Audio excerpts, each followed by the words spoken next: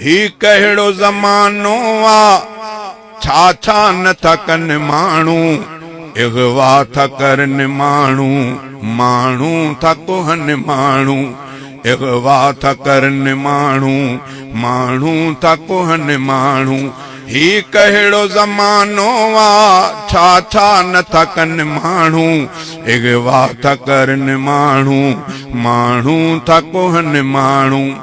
को अमन रहियो नाही रुगो दहशत गर्दिया को अमन रहियो नाही रुगो दहशत गर्दिया कतलाम लगो पियो आ था रोज़ कुसन माण्हू कतलाम लगो पियो आ था रोज़ कुसन माण्हू थो भाउ खे भाउ कोहे थो पुट खां पीउ खसे थो भाउ खे भाउ कोहे थो पुट खां पीउ कुसे ही केरु कुठो पियो आ था को न ॾिसनि माण्हू ही केरु कुठो पियो आ था को न ॾिसनि माण्हू ही कहिड़ो ज़मानो आ छा छा नथा कनि माण्हू इग़वा था करनि माण्हू माण्हू था कोहनि माण्हू सियासत में अची साहब लीडर त सॾाइनि था सियासत में अची साहब लीडर त सॾाइनि था लाशुनि ते रखी कुर्सी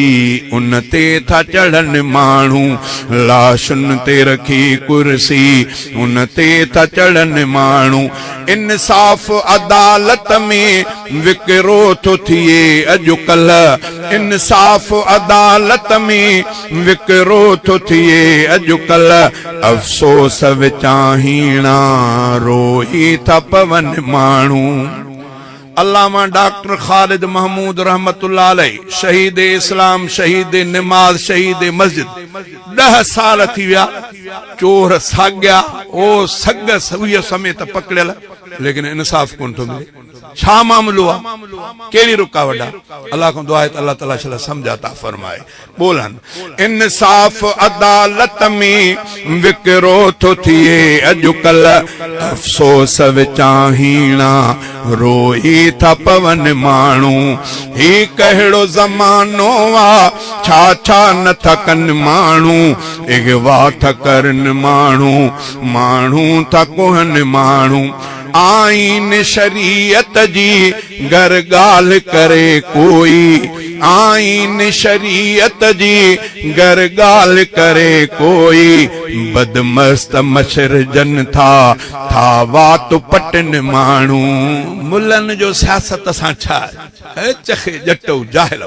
अॼुकल्ह जेकॾहिं पाकिस्तान जी जेकॾहिं सियासत में अल्लाह ताला जेको अजुर रखियो आहे न मौलविन जे लाइ बसि इहो ई जेकॾहिं न असांजे लाइ निजात जो सबबु बणिजे त इंशाअल्लाह इहो ई खोड़ कुरान जे बालादस्ती कानून जे बालादस्तीअ जे लाइ जमियत उलमा इस्लाम तव्हांजे आॾो आहे जेकॾहिं हे मौक़ो बि तव्हां विञायो त यकीनन समझिजो त तव्हां वॾा मुजरिम थींदो अल्लाह खां दुआ आहे त अल्लाह ताला शल तव्हां असांखे मौक़े खां फ़ाइदे वठण जी तौफ़ीक़ अता फरमाए आईन शरीयत जी घर गाल करे कोई बदमस्त मच्छर जन था वात पटन माण्हू मस्जिद खां पुठी राई मेलन सां महबत कनि मस्जिद खां पुठी राई मेलन सां महबत कनि भंग चरस शराबन में था मस्त मगन माण्हू ही कहिड़ो ज़मानो आ छा छा नथा कनि माण्हू इग़वा था करनि माण्हू माण्हू था कोहनि माण्हू ईमान जे दौलत खां महरूम थिया माण्हू ईमान जे दौलत खां महरूम थिया माण्हू नाणी जे पुठियां नांगा हरदम था डुकनि माण्हू नाणी जे पुठियां नांगा हरदम था डुकनि माण्हू आ चोरी करे आयो ऐं ढोर बि घर जे अंदर आ चोरी करे आयो ऐं ढोर बि घर जे अंदर पर पोइ बि कूड़ हणी क़ुरान था खणनि माण्हू